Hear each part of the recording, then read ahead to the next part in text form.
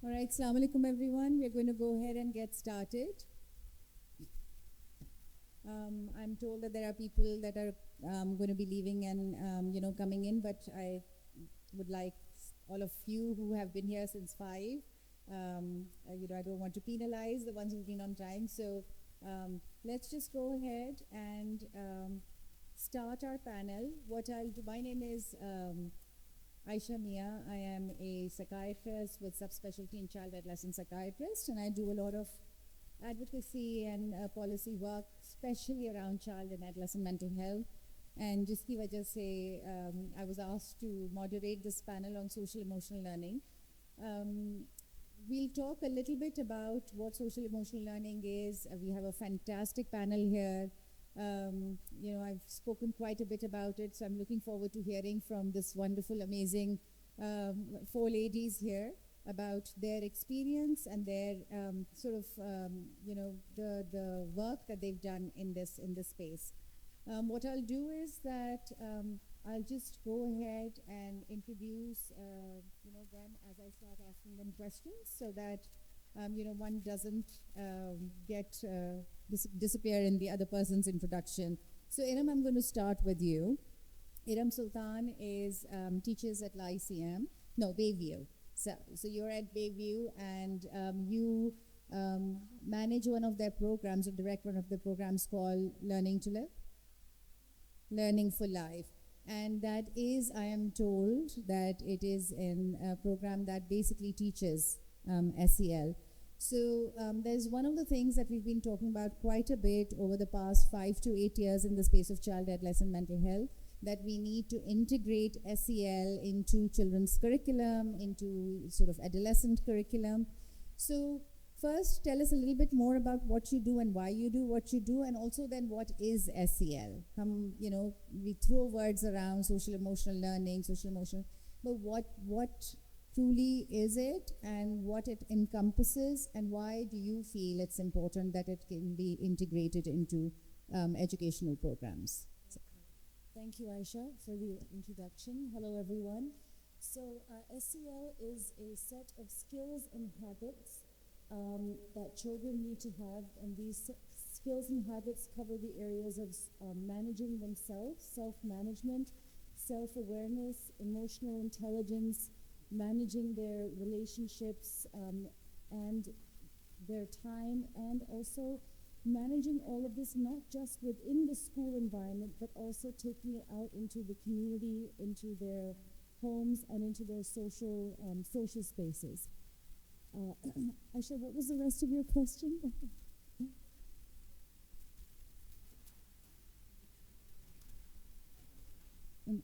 It's off now. Hello? Yeah.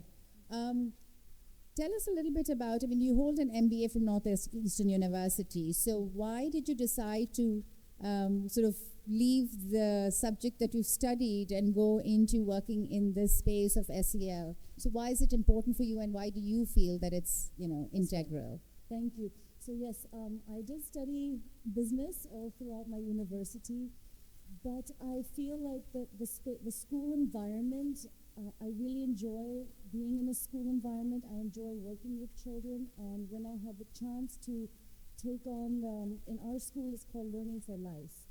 So when I had the chance to take on the Learning for Life and teach it to classes 4 and 6, I was quite enthusiastic about it, because it leaves a lot of room for not only creativity on my part, but enables me to interact a lot with the children and get their point of view. And sometimes they have very interesting things to say, and I like that I let the children sometimes direct the class and take the lesson the way it's supposed to go. And also, being a parent, I think that concentrating on your child's mental and emotional well-being is, in my opinion, more important than academics. And one of the things that we were talking about was that this program starts in 4th grade and ends in 7th. Yeah. And you were saying that it should start early and it should continue longer. Mm-hmm. So, 1, why do you think that is the case? And then 2, why doesn't it? Mm-hmm. Well, I don't think social emotional learning has a time limit. And I actually think as children get older and they enter adolescence, that is a time when they need to be able to implement and use the skills that they've been learning. That is the time when it really comes into practice, because you not only have academic pressure, you have peer pressure, social pressure. Sometimes that's when your relationship with your parents becomes a bit contentious, and you're dealing with a lot more than you are in just grades 4 to 7. And the fact that that is when it cuts off, just when children are entering, even academically, a stressful time, they're going to be going to A-levels and A-levels, I think that's, they're losing out on this kind of support. Okay, great, thank you.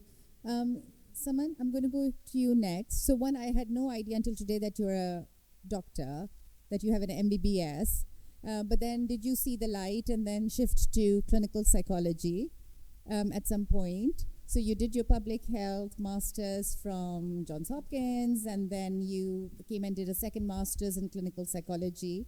For some of you who may not know her name, Saman has, Lawala, yes, but Saman has been leading the counseling program, or you were leading the counseling program at Karachi Grammar School for a long time. 4 years. And now you are at Lyceum. Yes. So tell us a little bit about, because one of the things, as we were, Khadija was talking about this panel as well, the idea was that having counselors or psychologists in schools is good, but it's really not enough. Mm-hmm. And at some point, it's like, ठीक है, हमारे मसले मसाइल होते हैं, हम उन पे बैंडेड लगाते हैं या साइकोलॉजिस्ट को लेकर आते हैं कि उसको फिक्स करें, but we're not looking at why the problems are happening in the first place. So our school systems are set up to create some of those issues, right? Our education system, our parents, our culture, the way we think about grades and education and the be all end all, they're basically designed. So, it's like, as a mental health specialist, when I ask children and adolescents कि आपका सबसे बड़ा reason क्या है stress का और anxiety का, they say academic stress. They say grades, right? The unfortunate suicides that we hear about all over Pakistan, which the number is actually pretty devastating. Most of the times it's like, great, acha nahi aaya, maa baap kya kahenge, like it's embarrassing and stuff. So talk to us about having sort of counselors in school. What is their role? And then why with it we also need something that looks at these issues upstream through perhaps an SEL program. Thank you, Aisha. I think the mic is on, right? Thank you. Okay, so yes, I've had a bit of a winding kind of road in terms of where I am today. I started with medicine and then I did a master's in public health, and my MPH, my master's in public health, was mental health track. And after I got done with it, because that's more of a public health epidemiology-based kind of a program, and I was also, at that point in time, with my professor that I was working with and doing research with, one of the things that he was doing was also looking at clinical work. So I became interested in that, and so I did another master's in clinical psychology and ended up working with children. So I have been teaching for the last almost 20 years now, and therapizing for almost the same amount of time. For whatever reason, I think because of working in schools, my area of focus kind of became adolescents, and because I was teaching A-levels, so 16, 17, 18, that's the age group. I really enjoyed interacting with them. They keep you on your toes. They ask questions they're not supposed to ask. And I think a big chunk of mental health is about giving them that safe space to be able to ask those questions and challenge whatever the norms or the values of the time are, which is not working for them. So yes, I did set up the well-being side of emotional health, the program at KGS.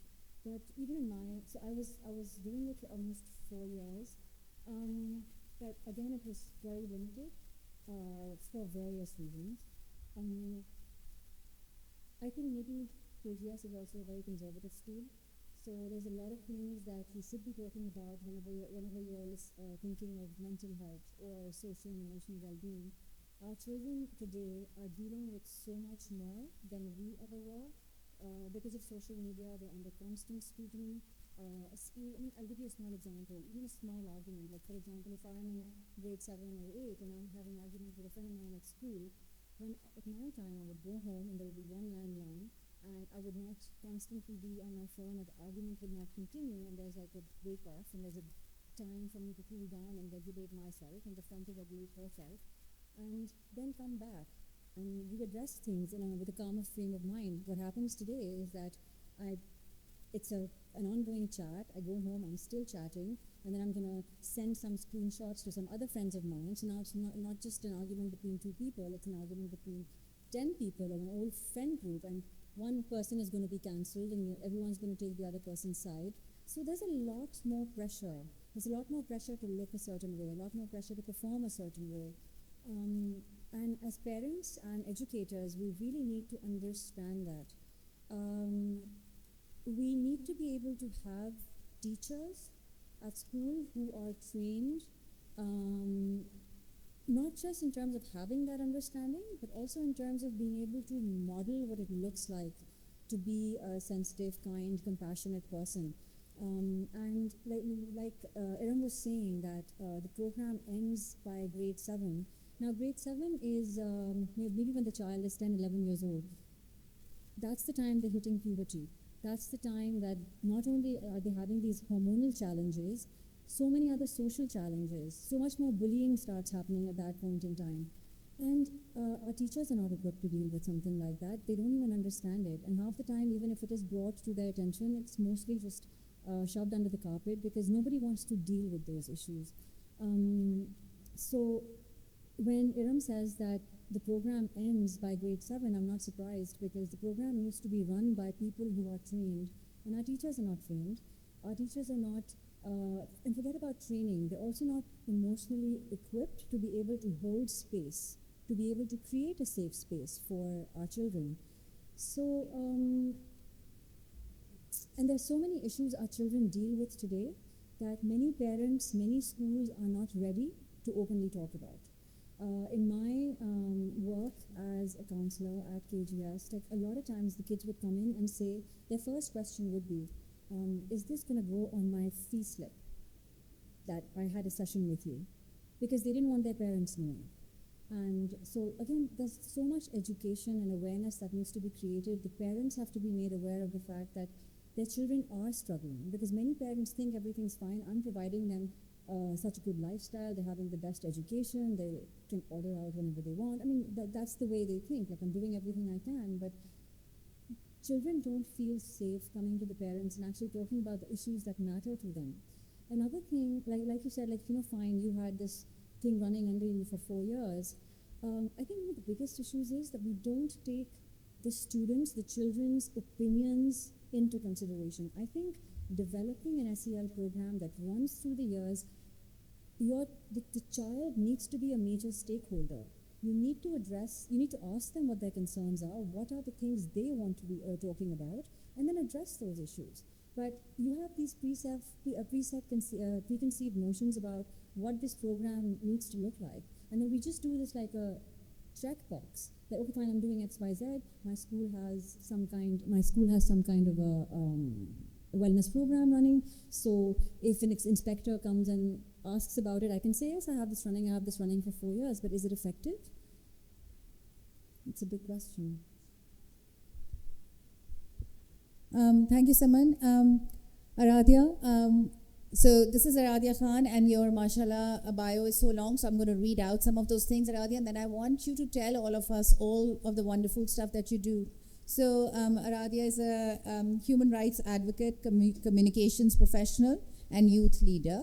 And you work as an advisor for the Prime Minister's Youth Council. And then you also do a lot of advocacy for youth, especially the trans youth, the transgender youth.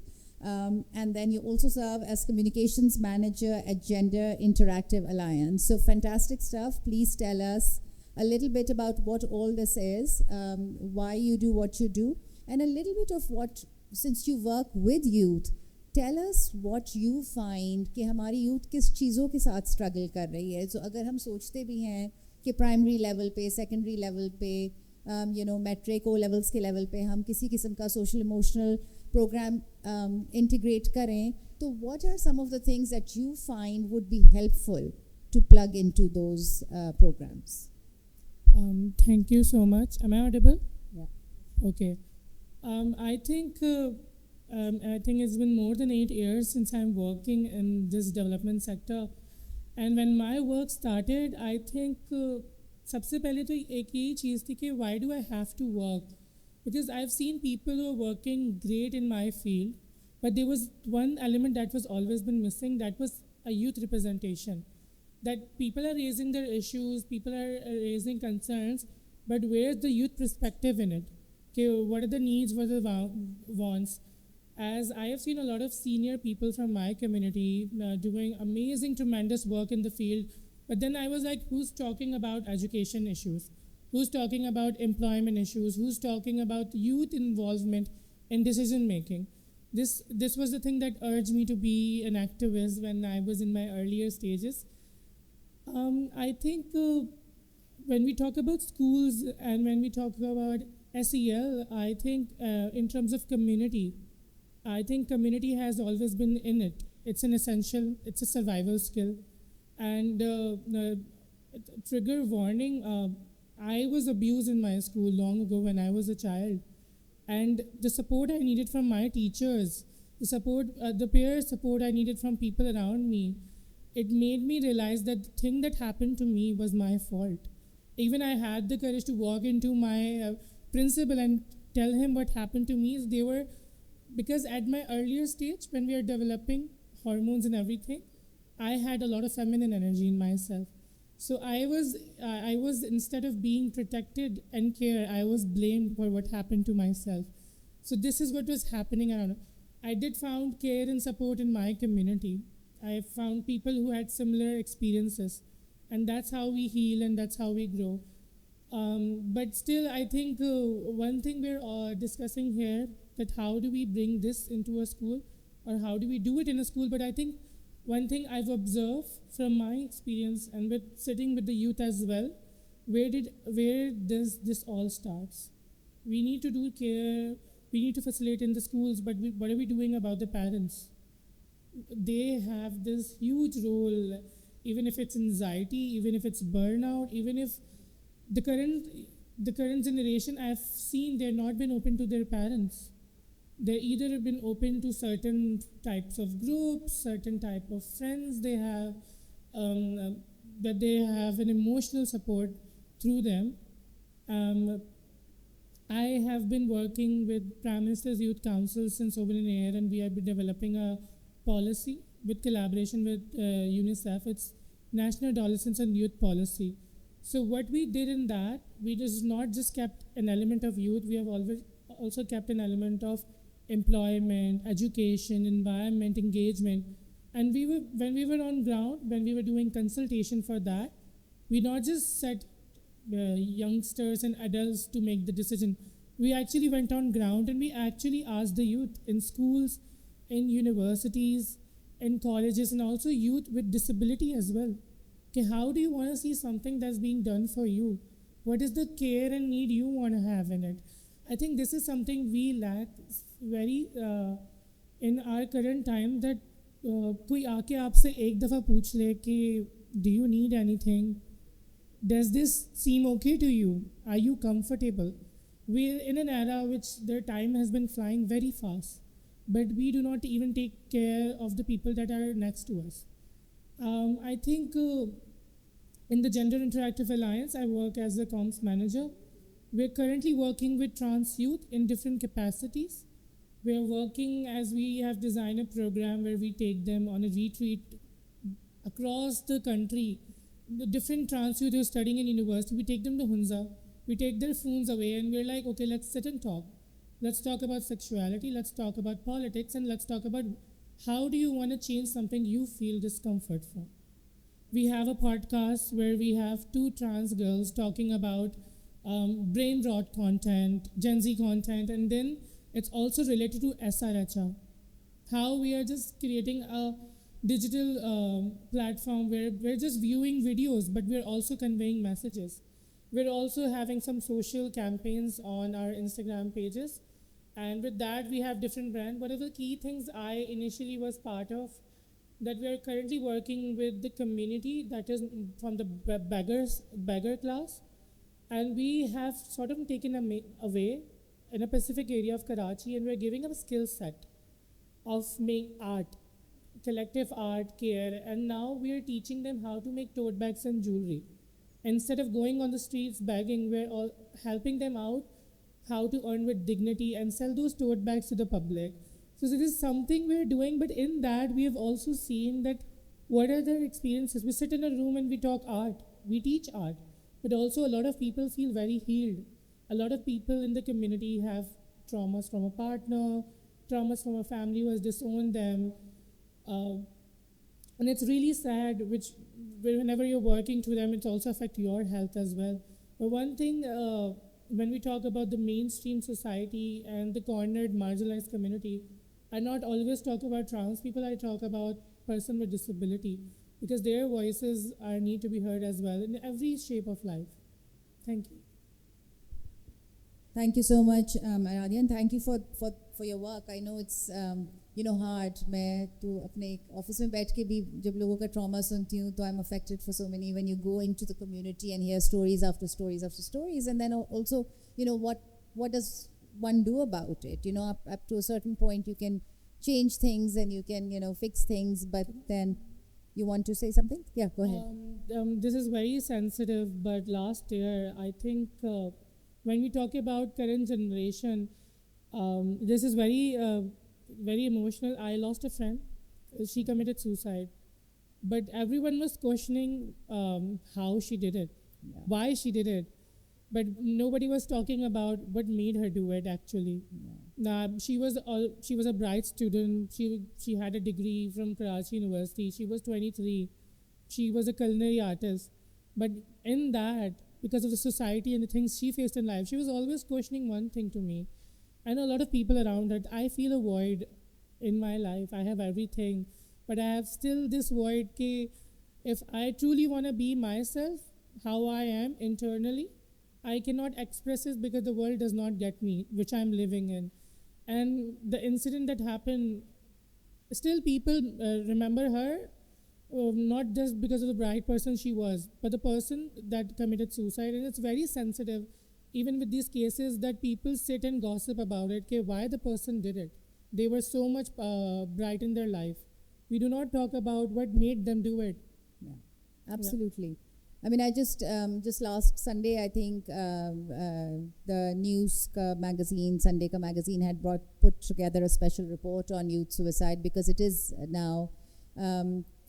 I think the numbers are just staggering, and most of the people who do die of suicide are under 30. So we're really losing our youth, right? These are not like people with potential, people with dreams, people with hopes, people who can actually bring so much to the country and to the world, and they are feeling disillusioned, and they're feeling that the systems have failed us. And one of the things that I keep telling people is that let's not keep asking why and what and stuff, but what can we do? Because जो कुछ भी है, जिस वजह से भी है, ना हमारी कोई पॉलिसी है, ना हमारे कोई सिस्टम्स बेस्ड इंटरवेंशंस हैं, schools के पास, universities के पास कोई sense नहीं है कि if somebody is feeling like that, what is it that they can do? And I think it's really time to stop asking the whys, but time to act and do something about it. Kanza, you're amazing. I was again reading your bio. So you went to IBA and then you went to Harvard for your master's in educational leadership and entrepreneurship. And now you're working at Idara Talim Agahi as manager for their programs. And one of the things जो कि हम पहले बात कर रहे थे, even in the other room, that ठीक है हम बच्चों के बारे में तो बात करते हैं कि हमारे स्टूडेंट्स के लिए, हमारे यूथ के लिए we'll plug in all of these SEL programs, लेकिन हमारे पेरेंट्स और टीचर्स को SEL कौन सिखाएगा, right? How do we build sort of that EQ within them? How do we build? So it was lovely to read that you're at least some steps are being taken at that systems level to shift the systems, and not just कि हम बच्चों को कर रहे हैं, but what is it that at least teachers तक, parents maybe थोड़ा सा late, but at least teachers तक कुछ हो रहा है, काम हो रहा है. So tell us about some of that work, and what's your experience been with doing some, and what is it, and what's your experience been with it? Thank you.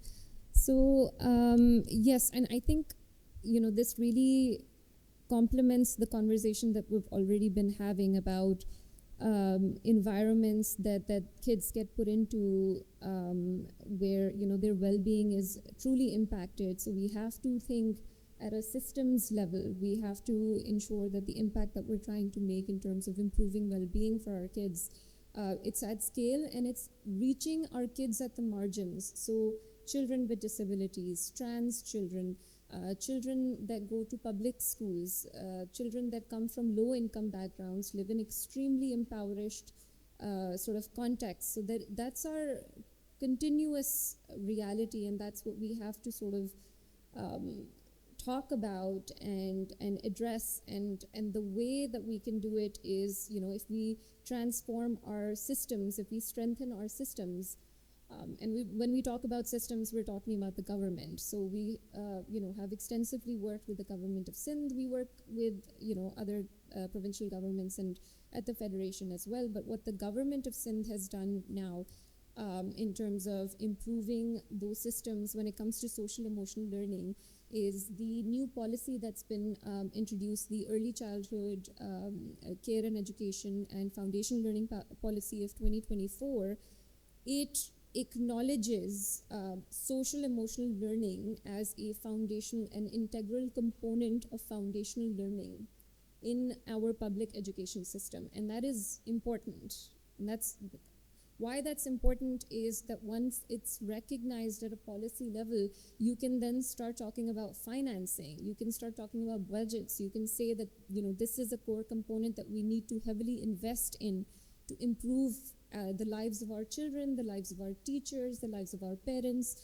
So foundational learning, traditionally, it's thought that it's just literacy and numeracy, but when you recognize social emotional learning as a core component of foundational learning, you can actually change the way that kids live their lives, and also the way the teachers impart knowledge. So that's some of the work, that we've been doing with the different governments, and we have 5 different policies at the federal level, and now in our 4 provinces as well.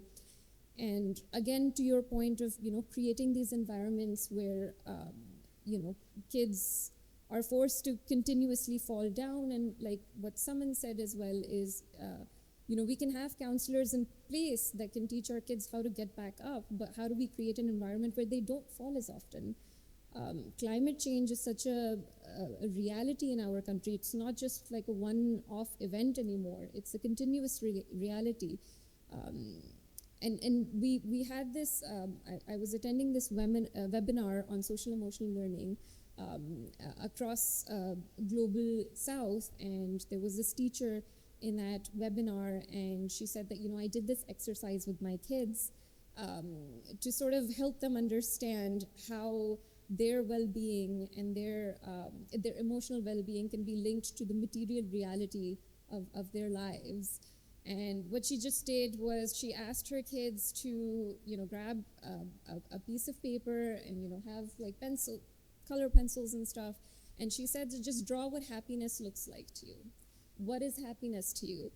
And one of the things that came out is a lot of the kids drew, and maybe you guys can guess it because maybe that's something that you will do too, is, they drew trees and plants and like the water, the sea, like the environment. So the climate, the environment that they're living in, like that's what they correlate with happiness. And when we live in such a horrible reality where climate disasters are such a common occurrence, like we really, really need to talk about how to invest in improving the material realities of our people, of our children, and then also giving them the skills, those 21st century skills that we spoke about, is self-management, self-awareness, emotional regulation, relationship building.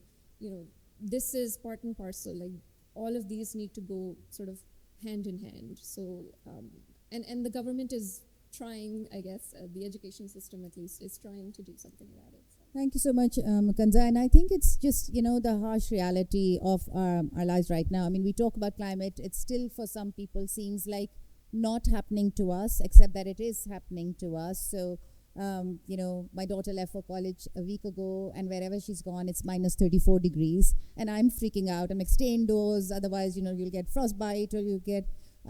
somebody told me yesterday that we're looking at, 3 to 4, like, really devastating floods in Pakistan in the next year or so. And that in itself started giving me anxiety, even though I've never been in a place, but just having seen the aftermath of what it did. So, I mean, it's happening to each and every one of us as an absolute reality. And I think we just don't think enough. And the other thing, I mean, when we think about SEL, जो मैं सबको कहती भी हूँ कि SEL is going to help our children and our adolescents kind of get to that place of resilience or get to that place of agility or get to that place of flexibility or critical thinking and analysis कि जब इन पे ये सब आएगा तो they'll know what to do. They're not going to just be helpless completely कि अब क्या करें, and then that leads to again anxiety and depression and suicidality and all of those things. So that's the skill set that we need to give them. Academically तो अब वो हर जगह आपके ChatGPT पे सब कुछ मौजूद है, तो हमें कुछ पढ़ाने की ज़रूरत नहीं है, उनके पास है सारा repertoire है, but ये सब चीज़ें नहीं है. This is what we need to really teach them. And with this, Saman and Iram, I want to ask you, because we talked about that, कि हम बच्चों को तो सिखा देंगे, but we talked about parents. Teachers की भी बात हो गई, but वहाँ पे आके वाकई दिल चाहता है कि दीवार के साथ आप सर मार के कि यहाँ क्या करें. So tell us a little bit about that experience that with parents. I mean, one of you was talking about कि it's always the grades. It's always like कि मेरे बच्चे का grade क्या आएगा, test में उसने क्या किया, ये क्या, that's all. And that obviously बच्चे figure out. मेरे clinic में बैठ के parents will say that no, he really needs therapy, but we can't bring him to you because उस वक्त उसकी tuition का time है. And I'm like, are you serious? You're just saying that my child is suicidal. You're worried about this, that your child is going to end their life, and you're saying कि नहीं, physics की tuition का time है तो आपके पास नहीं ला सकते. So what has that child learned right there at that office? Because this conversation is happening in front of them कि मेरे parents के लिए मेरे physics का grade ज़्यादा important है rather than my life, which is just absolutely, devastating. So any thoughts of how you deal with it and how should we deal with it? I mean, I would let someone answer the part about the parents, but I can say if it's going to trickle outwards towards the parents, social emotional learning needs to first be completely embedded in the ethos and the pedagogy of a school.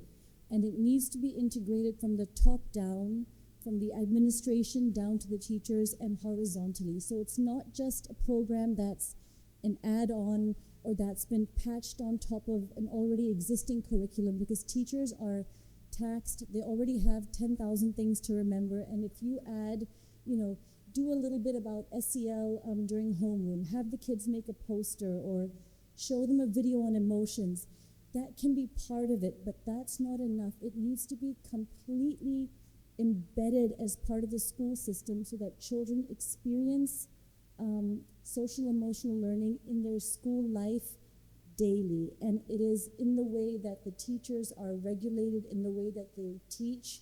It should be in the disciplinary structures of the school, in the social activities, the extracurricular activities. It should infiltrate every area of a child's school life. And I think once the school is able to embody that, then it may trickle out towards the parents. And I'll let someone address that.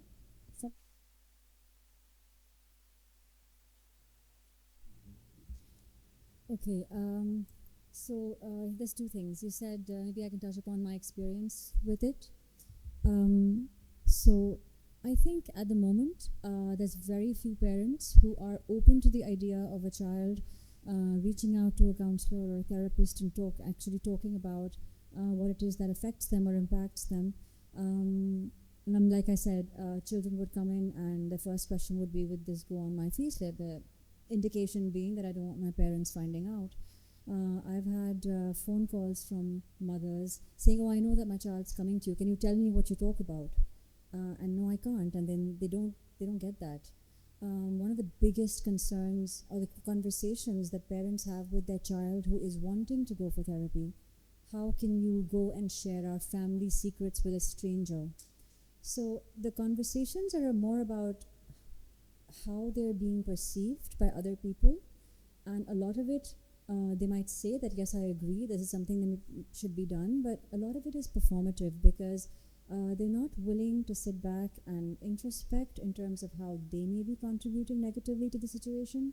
I'm like this smallest example that I gave to you. I was having a conversation with parents about the importance of apologizing to a child in case they have said something harsh or they have been unnecessarily emotional or dysregulated. I mean, because we're all humans, we will get dysregulated, and I may say something which is unnecessarily harsh in that moment of time, but later on when I am regulated and I have calmed down, I should have that conversation with my child. But just the concept of, oh, I am a parent and why should I apologize? You're not giving that sense of identity and importance and autonomy that you are your own person, you are your own being, and if I've hurt your feelings or disrespected you in some way, it's my responsibility to own that and acknowledge that. Unfortunately, the way our culture works, we are raised to be defensive about our behavior rather than trying to understand or trying to be curious about another person's experience. We're not an emotionally intelligent people at the moment, because an emotionally intelligent person would be more concerned about the fact that, let's just say, even if I hurt you, rather than, and you tell me that I've hurt you, rather than being defensive or deflecting or turning it on you or minimizing it, I should be more curious about the fact that, okay, what was your experience about it? And the importance of it needs to be more on trying to understand than defending or protecting my own ego. So there needs to be, and which brings me to what Iram was saying, there needs to be a cultural shift in terms of inculcating emotional intelligence within our curriculum from the very beginning. And for that, we need to have trained teachers. We can't have a teacher who becomes dysregulated and starts yelling in a class, which is something very common, even in very good schools. That can't happen. Our teachers have to be trained. We have CPD and developmental workshops for teachers at the end of the year, but nothing really focuses on creating this level of compassion or ability to empathize or sensitivity, and a lot of work has to go on that. And I think another conversation that we were having earlier on was about, okay, so why is it let go of? So maybe, everything else is graded, so maybe we need to start grading this. And maybe people need to start having these hypothetical scenarios which maybe can be put to the child, and as a training maybe can be put to teachers as well. That, okay, how would you behave in this situation? Right. And they may not always or initially have the right answer, but at least it forces them to introspect and think about, okay, this is a situation I might have been in, or this is a situation I know someone was in, and this is how it was handled, so maybe it shouldn't have been handled that way. I think it begins with the ability to take a step back and at least think about what other options are available rather than just the defensive dealing with emotion in a situation that requires maybe a little more compassion. Absolutely. So there needs to be a huge cultural shift in terms of how we raise our children, how teachers are trained. Who is it that we're allowing to teach our children? Because right now, any person who has a little bit of free time starts teaching, at least at the lower levels. And that's not okay, because they don't have the kind of training that's necessary to take care of the emotional development of the child. Yeah. So honestly, I don't have answers in terms of how that needs to be No, done. but it's an interesting thing that you raise, because and we'll open it up to questions right after this. But in Sweden, for example, they only allow the top 2% of their graduates to go into teaching school. Absolutely. Because they say कि सिर्फ the smartest of our country will teach our next generation. Right. It's as simple as that. And a lot of Right? schools now only allow people who have like a degree in education to teach. Yes. But that's fine. But that degree in education is also not Not. a degree in social emotional intelligence. No, it isn't. So yeah, maybe it needs to absolutely. be graded. Absolutely. All right, so we'll open it up for questions. Any? Mansoor, and then Usman, you want to first? Yeah. Oh, do we have someone who can take a mic? Yeah, I might good.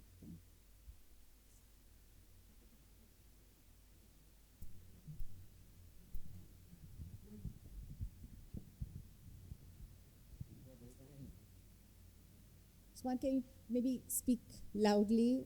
We can give.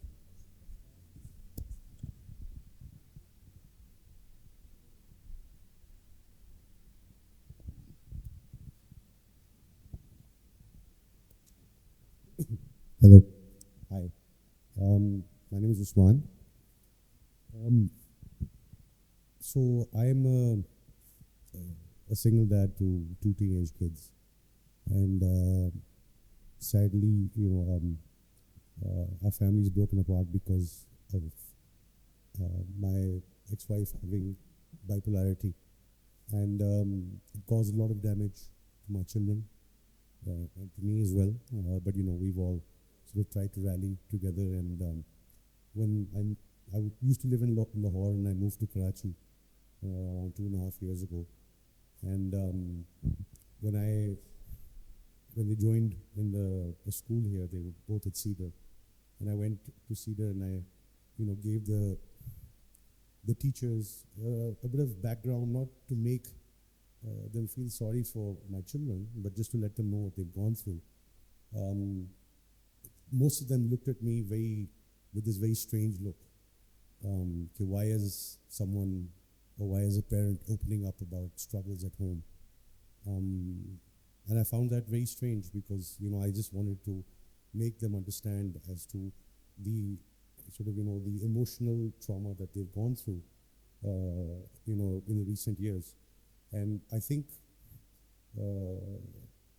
SEL is very important, but at the same time, until parents aren't sort of educated about its importance, or sort of told that yes, grades are not everything, but also whatever's happening at home and whatever's happening to a child as they're going to school and in life. I think that you mentioned that there has to be a cultural change.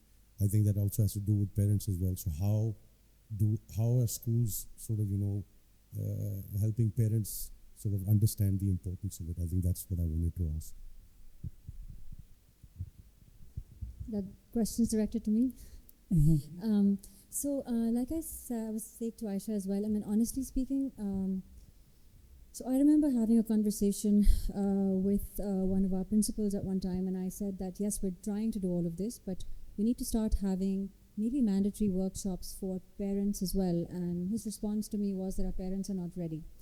I do agree with that our parents may not be ready, because being ready for having difficult conversations about how you may be impacting your child negatively, you have to have the ability to introspect, you have the ability to critically analyze your own behavior and be okay with understanding that you're also human. And if you're making a mistake, rather than just continuing to make that mistake, it's important to learn to understand how it can be done better. But that requires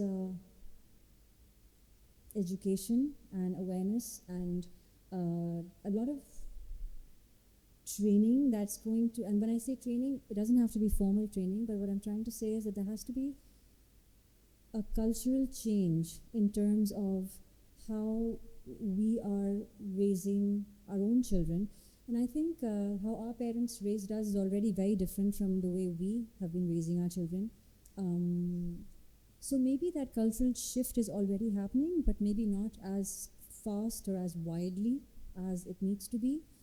If schools make it mandatory for parents to have a certain conversation or come and attend certain talks, which the school is holding regularly, maybe some people will opt for it, and at least those people who are opting for it will have the ability or the opportunity to start looking at things differently. Sometimes people really don't think that it could be something that I'm contributing to, but maybe being part of a conversation like that, or if someone else shares their experience within that conversation, they might be forced to introspect as well. Obviously, this is not a complete solution. It has to be a multifaceted approach.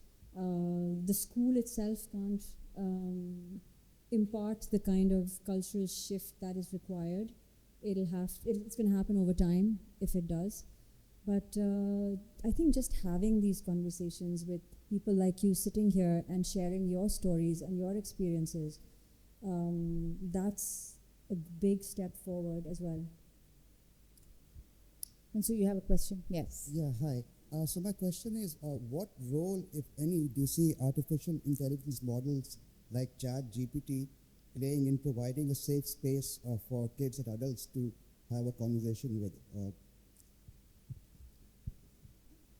So can you speak just louder? Yes. Just close. Yeah, put the mic. Yeah, so basically my question is, what role, if any, do you see artificial intelligence models like ChatGPT and Gemini providing a safe space for kids and adults to have a safe conversation with? Do you see artificial intelligence playing a role in this aspect? Just before coming here, I read a quote, Yuval Harari ka, where he said that our children's first important conversations may actually now be with AI and not a human being. And that's probably one of the scariest experiment that we are getting into. I mean, it's happening and it's going to happen. Now, the question is whether it's a safe space or not a safe space. At this point, it isn't, because we're still learning that system. And for example, even around suicide, there was a lot of backlash that, people or youth that were looking to hurt themselves. They went to ChatGPT and they asked that what are the 10 best ways or sure ways that I'm going to, and ChatGPT gave them a list of how to do it, and they used one of them and died. Now, if you put that question on ChatGPT does not respond that way and will send you to helplines instead. So I think that as this evolves, there are going to be lots of ethical guidelines, or I hope that there would be ethical guidelines that would be plugged around it. I would like to think that ChatGPT will never take the role of a parent, and a parent's role, a human being's role will always be, because it's just so dynamic, the process of growing up. It's so dynamic, the whole developmental process, that perhaps in some ways AI may not be able to get to that space. Maybe they will. But it's definitely something that will need a significant amount of boundaries or structures that would be needed to plugged around it for it to be a safe space for children.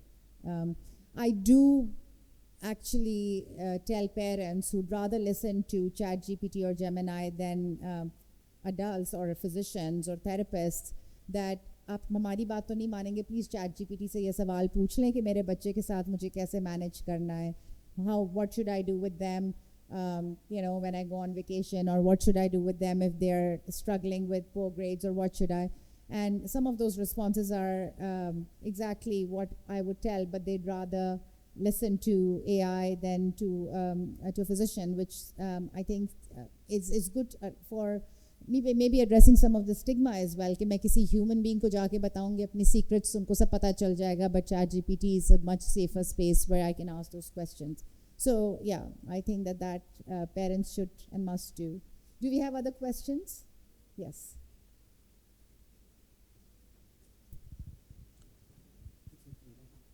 Hello.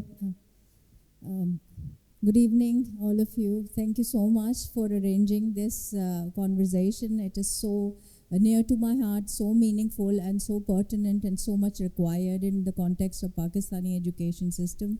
My name is Neena Siddiqui. I'm a psychologist. I'm an applied psychologist and I have a background in education. I have a B.Ed, and this SCL has been very close to my heart. And I've been trying to reach out, and in my own capacity also talking about it, creating awareness, as this forum is also doing, as a step forward. But at times it happens, it hits me, like I've been doing this since the last 5 years almost. I'm a mental health advocate also. So talking about my teaching journey as an A-level psychology teacher and also preschool teacher for 7 years, I've been reaching out to the management and telling them that this is so important and why aren't you guys investing in it, right? And even kind of mobilizing the parent community, right, through my own forums, or social media, that this is important, why aren't you paying attention to it? Because I have so many stories, be it the kids, right, because they have to get into the elite schools at 3 years of age, right, and the parents are freaking out, and the poor child has to be a 1 year grade more, like academically at the next level to get into the elite schools. And you can imagine a 3-year-old, right, having such pressure and anxiety issues, right, which parents do share. But then I'm helpless because the system has failed. Be it the elite class, be it the middle class, be it the social lower middle class, right, or the lowest class, right?